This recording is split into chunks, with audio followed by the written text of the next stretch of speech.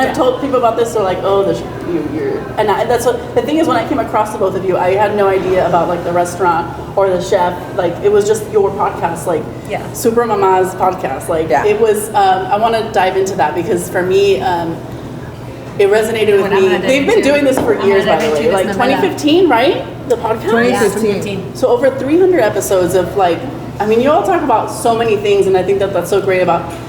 You know, Latinas are different identities in different ways. You know, people think like mamas, and it's like, no, you guys talk about all kinds of things. You know, they talk about you're talking about IVF, fertility, but you also talk about like the LGBT one that you did. I just feel like there's just so much room to.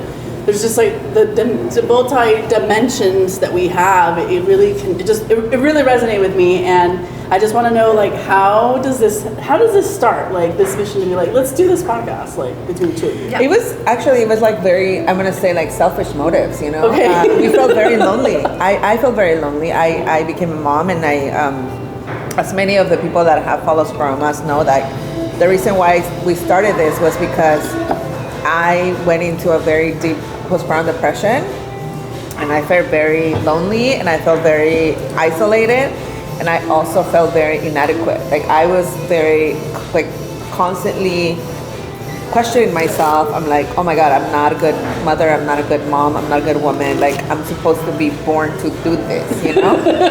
Because that's what you think, that you're supposed to be born to be a mom, and then once you become a mom, you're like, wait, like what? Like what about the rest of me? We should turn off the music. Yes. I'm sure that's picking it up a little bit or lowering it. Yeah. Sorry to Do you guys edit? You're fine. Sorry to interrupt your very deep conversation, but